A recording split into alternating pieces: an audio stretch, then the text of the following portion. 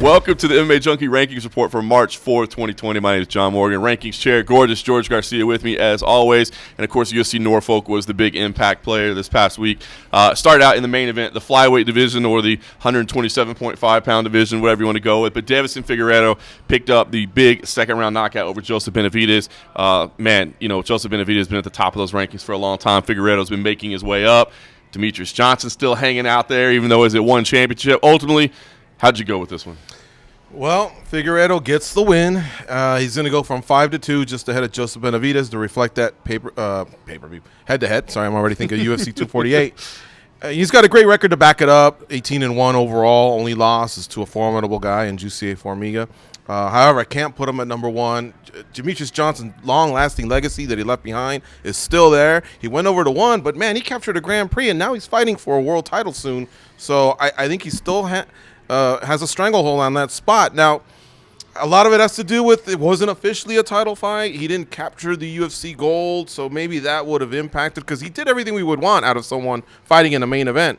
I mean, he went in there and laid a beautiful punch on Joe Benavidez, but, lots of other controversies that I don't want to get into right now. As far as rankings, he goes to 2. Yeah, I agree. I think that's a good spot for him. I mean, Demetrius Johnson, that's a long legacy. It's tough to get him, meaningful matchups right now, but he is doing what he needs to do. I think that legacy is going to last for a little while. Now, we should mention Joseph Benavidez was an honorable mention in the pound-for-pound rankings as well. Unfortunately, with the loss, he loses that spot. Who slipped in this week?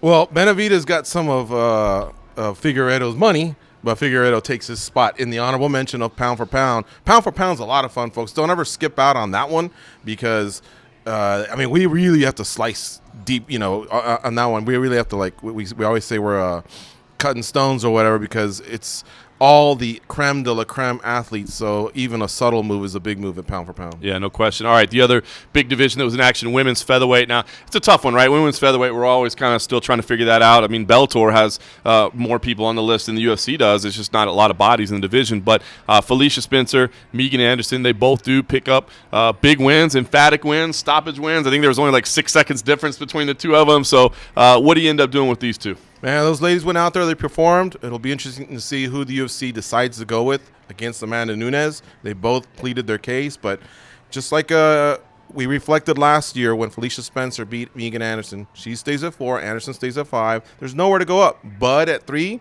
she didn't perform that bad against Cyborg. Cyborg at 2, Amanda Nunes at 1. There's just nowhere to go. Yeah, I agree.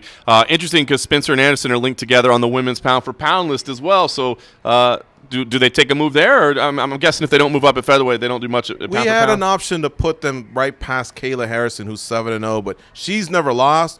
And I was arguing to the staff, hey, look, her competition at PFL, she had some decent competition there with Larissa Pacheco and Sarah Kaufman. So I don't think it's any different from what Megan Anderson and Felicia Spencer's been facing. Sorry, I'm blanking out here. But, we're going to leave them as B right now. The undefeated fighter, Kayla Harrison, she stays ahead. Yeah, it makes a lot of sense. Now, UFC Norfolk was a card about a lot of prospects. I think we saw a lot of next-generation type fighters, that sort of thing. But you did have Magomed Ankalaev. He was competing. He does hold a ranking for us, but 38 seconds was all we got to see. I know nobody really liked the stoppage. I mean, is 38 seconds and a weird stoppage, is that enough to do anything with him at all?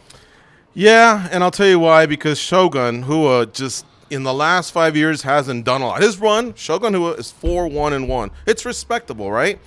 He just doesn't fight very often. That's scattered over 5 years. And Ankalaev, look, he didn't do anything wrong. He just went out there and he fought. He's got a better record.